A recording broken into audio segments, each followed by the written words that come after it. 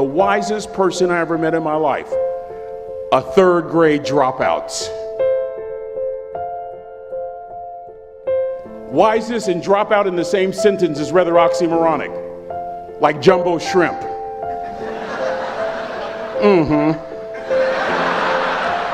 Like fun run, ain't nothing fun about it. Like Microsoft Works, y'all don't hear me. I used to say like country music, but I've lived in Texas so long, I love country music now. I hunt, I fish, I have cowboy boots and y'all, I'm a black neck redneck. Do you hear what I'm saying to you? No longer oxymoronic for me to say country music. And it's not oxymoronic for me to say third grade and dropout. That third grade dropout, the wisest person I ever met in my life, who taught me to combine knowledge and wisdom to make an impact, was my father. My father gets a job as a cook, a simple cook. Wisest man I ever met in my life.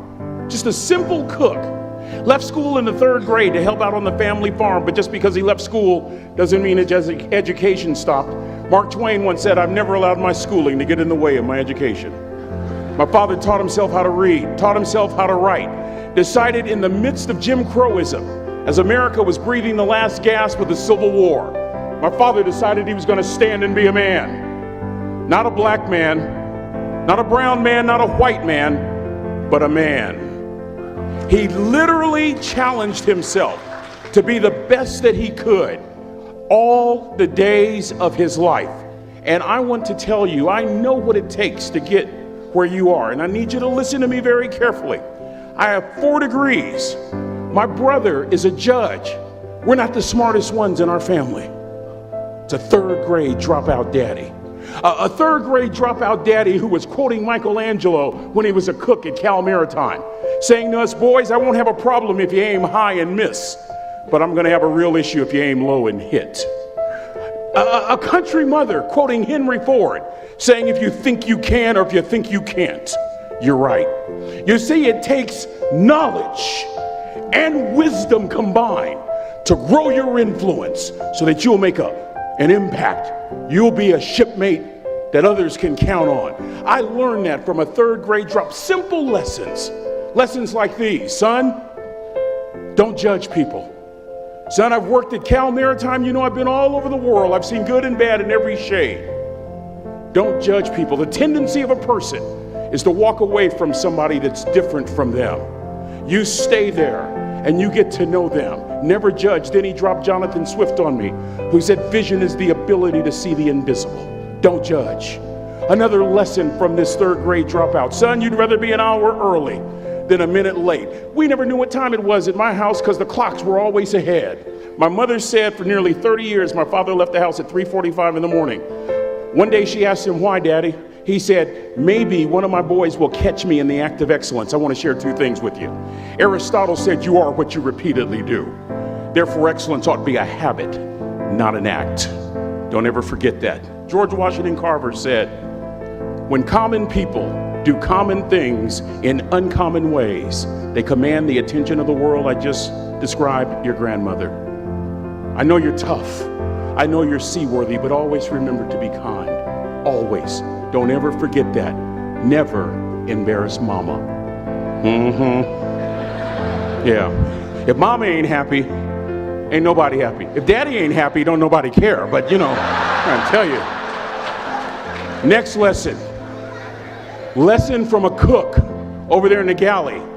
Son, make sure your servant's towel is bigger than your ego. Ego is the anesthesia that deadens the pain of stupidity. Y'all might have a relative in mind you want to send that to. Let me say it again. Ego is the anesthesia that deadens the pain of stupidity. Pride is the burden of a foolish person. You'll never be a great shipmate. You'll never be a great executive. You'll never be a great teammate if it's all about you. You'll never be a great supervisor or council person if it's all about you. You'll never be a great staff member if it's all about you. Rather, make sure that servant's towel is always big. On President Cropper's bookshelf, in his bookshelf, he has every book from Plato's Republic to Lessons in Leadership by Coach Wooden. John Wooden coached basketball at UCLA for a living, but his calling was to impact people. And with all those national championships, guess what he was found doing in the middle of the week? Going into the cupboard, grabbing a broom, and sweeping his own gym floor. You want to make an impact? Find your broom. Every day of your life, you find your broom. You grow your influence that way. That way you're attracting people so that you can impact them. Final lesson. Son, if you're going to do a job, do it right. I've always been told how average I can be.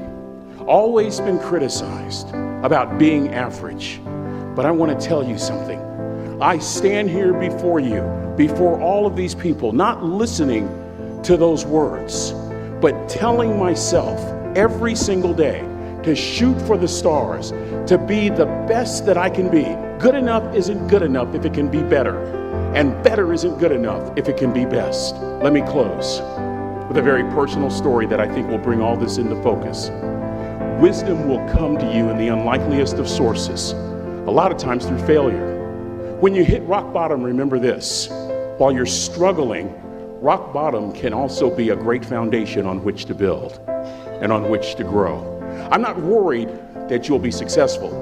I'm worried that you won't fail from time to time. The person that gets up off the canvas and keeps growing, that's the person that will continue to grow their influence. Back in the 70s, to help me make this point, let me introduce you to someone. I met the finest woman I'd ever met in my life. Back in my day, we'd have called her a brick house. This woman was the finest woman I'd ever seen in my life. There's just one little problem. Back then, ladies didn't like big old linemen. The Blind Side hadn't come out yet. They like quarterbacks and running backs. We're at this dance, and I find out her name is Trina Williams from Lompoc, California, and we're all dancing, and we're just excited. And I decide in the middle of dancing with her that I would ask her for her phone number. Trina was the first one. Trina was the only woman in college who gave me her real telephone number. The next day, we walked to Baskin & Robbins ice cream parlor. My friends couldn't believe it. This has been 40 years ago, and my friends still can't believe it. We go on a second date, and a third date, and a fourth date. We drive from Chico to Vallejo so that she could meet my parents. My father meets her. My daddy, my hero, he meets her, pulls me to the side and says, "Is she psycho?" But anyway, we go together for a year, 2 years, 3 years, 4 years. By now, Trina's a senior in college. I'm still a freshman, but I'm working some things out. I'm so glad I graduated in 4 terms. Nixon, Ford, Carter, Reagan. So now it's time to propose. So I talk to her girlfriends, and it's California, it's in the 70s, so it has to be outside. You have to have a candle, and you have to have, some chocolate. Listen, I'm from the hood. I had a bottle of Boone's Farm wine. That's what I had. She said yes. That was the key. I married the most beautiful woman I'd ever seen in my life. Y'all ever been to a wedding, and even before the wedding starts, you hear this? How in the world? And it was coming from my side of the family.